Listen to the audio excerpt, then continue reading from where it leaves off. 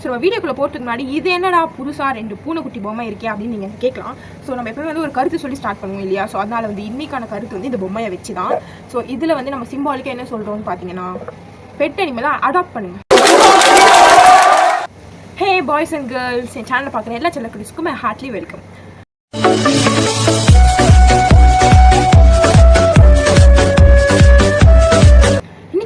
என்ன பார்க்க போகிறோம்? Last time skin care tips பார்த்தோம். ஸோ அதிலே வந்து நிறைய பேர் வந்து என்கிட்ட வந்து ஹேர் கேர் டிப்ஸ் சொல்லுங்கள், ஏன்னா நிறைய பேருக்கு வந்து என் ஹேர் ரொம்ப பிடிச்சிருக்குன்னு சொன்னீங்க. ஃபஸ்ட் அது எல்லாத்துக்குமே ரொம்ப ரொம்ப ரொம்ப தேங்க்ஸ். என் ஹேருக்கு வந்து நான் என்ன போடுறேன், எப்படி வந்து மெயின்டைன் பண்ணுறேன், அந்த டிப்ஸ்லாம் சொல்லுங்கள் அப்படின்னு நிறைய பேர் என்கிட்ட கேட்டுருந்தீங்க. ஸோ அவங்களுக்காக தான் இந்த 10 ஹேர் கேர் டிப்ஸ் சொல்ல போகிறேன். ஸோ இன்றைக்கி வந்து வீடியோ ஸ்டார்ட் பண்ணுறதுக்கு முன்னாடி நான் ரெடி, நம்ம ஃப்ரெண்ட் நம்ம செல்லக்குட்டி ரெடி, அண்ட் இன்னொரு ஃப்ரெண்டும் ரெடி. இங்கே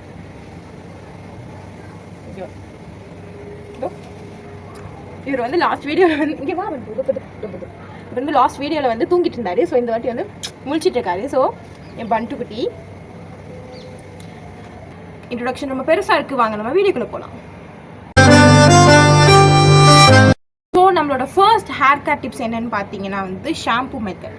ஸோ நம்ம எல்லாருமே வந்து வீட்டில் வந்து யூஸ்வலாக வந்து ஷாம்பு பேக்கெட்டை பிரித்து அப்படியே கையில் போட்டு இப்படி பண்ணி இப்படி தேய்ச்சிப்போம். சில பேர் என்ன பண்ணுவாங்க, ரொம்ப புத்திசாலிங்கெல்லாம் என்ன பண்ணுவாங்கன்னா அப்படியே ஷாம்பு டேரெக்டாக மண்டையில் போட்டு அப்படியே தேய்ச்சிட்டு அப்படியே தண்ணி ஊற்றிட்டு வந்துடுவாங்க. ஸோ இது 2 மெத்தடுமே வந்து தப்பான மெத்தட்.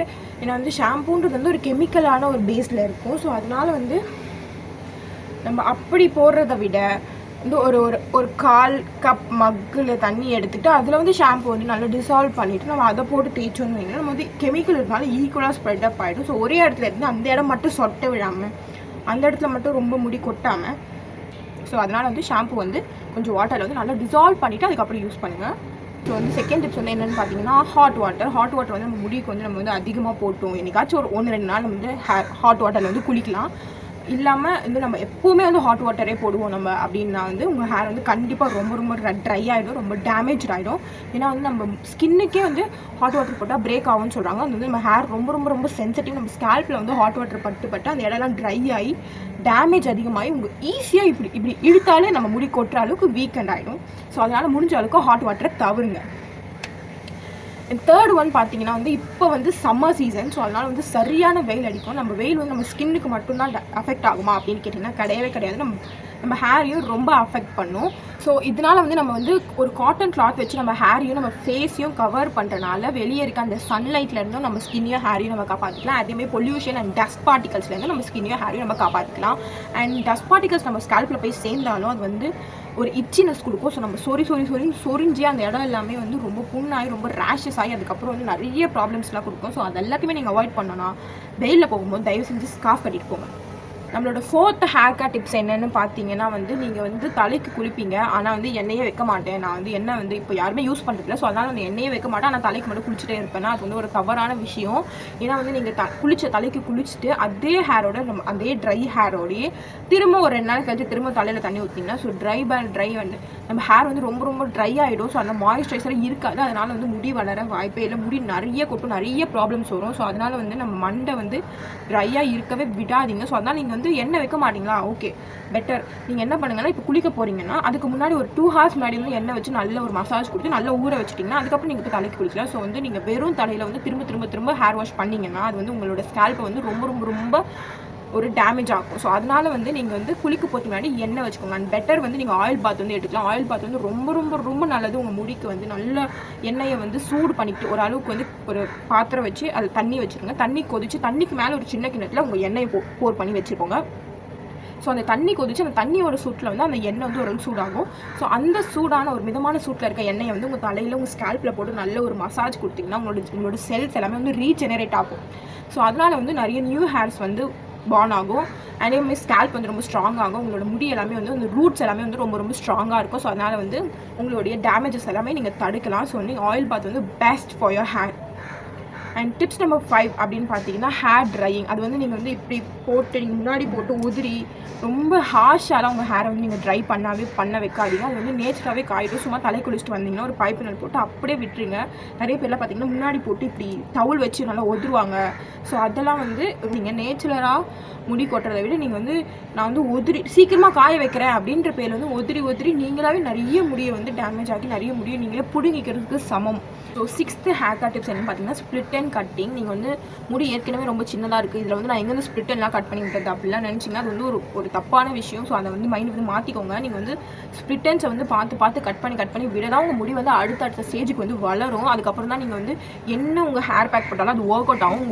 உங்கள் முடிக்கு வந்து உயிர் வரணும்னா அது வந்து நீங்கள் ஸ்ப்ளிட் அண்ட்ஸ் கட் பண்ணி விட்டால் மட்டும்தான். ஸோ அதனால் ஸ்ப்ளிட் அண்ட்ஸ் கட் பண்ணால் என் முடி வந்து ஷார்ட் ஆகிடும் அப்படின்னு நினைக்காதீங்க. ஸ்ப்ளிட் அண்ட்ஸ் கட் பண்ணால் உங்கள் முடி வந்து வளரும். ஸோ அதனால் ஸ்ப்ளிட் அண்ட்ஸ் பார்த்து கட் பண்ணலாம். ஸ்ப்ளிட் அண்ட்ஸ் கட் பண்ணுறதுக்கு வந்து நிறைய வே இருக்குது. ஸோ அந்த வேலாம் வந்து நான் உங்களுக்கு வர வீடியோஸில் வந்து உங்களுக்கு சொல்கிறேன். பட் இருந்தாலும் நீங்களே கட் பண்ணோன்னா நீங்கள் வந்து ரெண்டாக இப்படி ஸ்ட்ரெயிட் பார்ட்டிஷன் எடுத்து ரெண்டாக பிரித்து நீங்கள் உங்களுக்கு ஸ்ப்ளிட் அண்ட்ஸ் பார்த்து கட் பண்ணிக்கலாம்.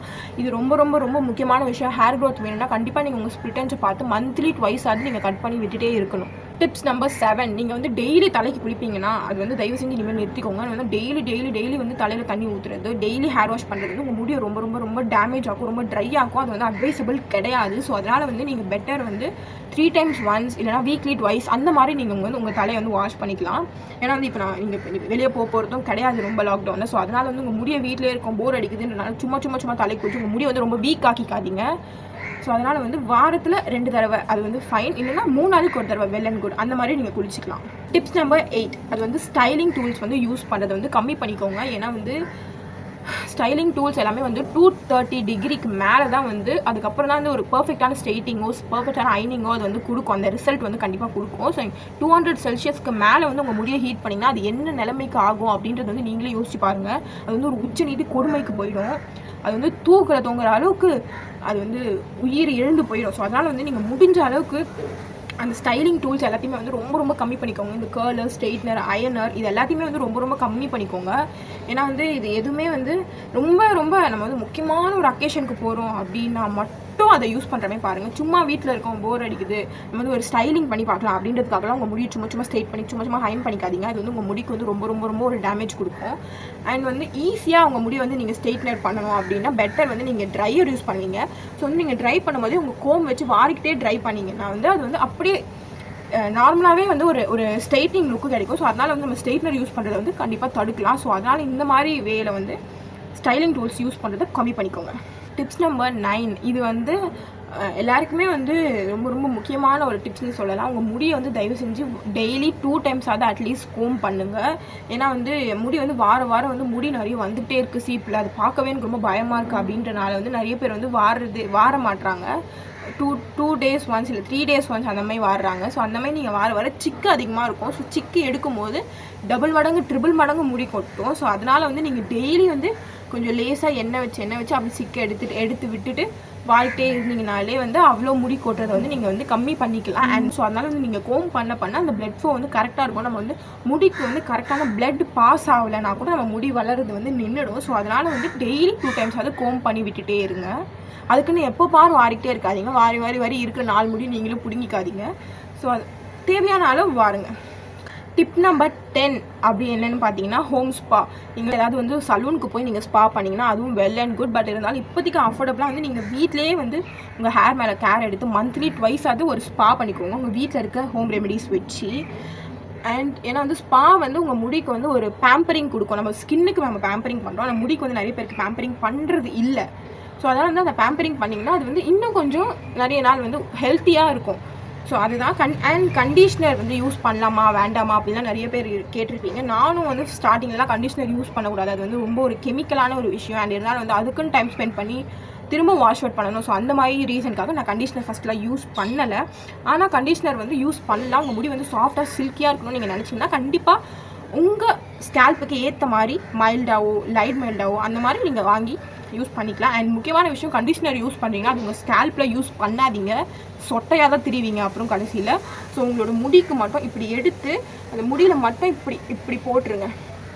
இப்படி போட்டு ஸ்ட்ரெயிட்டனாக போட்டு கொஞ்சம் நேரம் விட்டு நீங்கள் வாஷ் பண்ணிக்கலாம். தயவு செஞ்சு ஷாம்பூ மாதிரி ஸ்கேல்ப்பில் போட்டிங்கன்னா சொட்டை கன்ஃபார்ம். அண்ட் இன்னொரு ஒரு முக்கியமான டிப்ஸ் அப்படின்னு பார்த்தீங்கன்னா வந்து நீங்கள் சிக்கு எடுக்கும்போது வந்து மேலே இருந்து கீழே சிக்கு எடுக்காதீங்க. மேலே இருக்க சிக்கு எல்லாத்தையுமே வந்து கீழே கொண்டு வந்துட்டு சிக்கு எடுக்காதீங்க. அது வந்து முடி நிறைய கொட்டுறதுக்கான வாய்ப்பு இருக்குது. ஏன்னா வந்து இங்கே இருக்கிற எல்லாமே வந்து இங்கே வந்து ஒரு நாட் மாதிரி ஃபார்ம் ஆகிடும். ஸோ அது எடுக்க ரொம்ப கஷ்டமாயிடும். நிறைய முடி வந்து அப்படியே அந்த கொத்தாக எடுக்கிற மாதிரி வந்துடும்.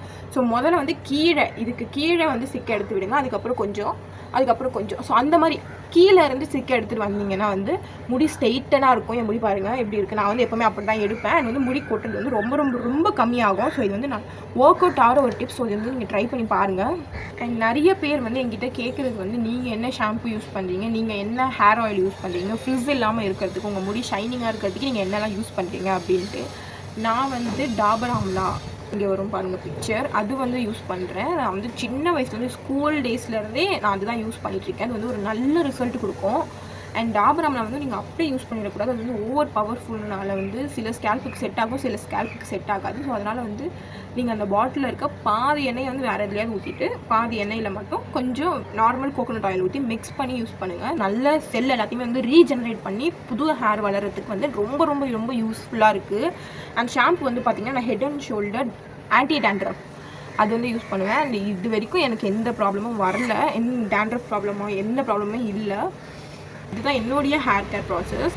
அண்ட் அதுக்கப்புறம் வந்து நிறைய பேர் வந்து ஹேர் பேக் வந்து சொல்லுங்கள் அப்படின்னு. நீங்கள் எக்கு வந்து பீட் பண்ணி ஒயிட் ஹேக் வந்து அப்படியே போட்டுருவேன். அது வந்து ஒரு ஷைனி கொடுக்கும்.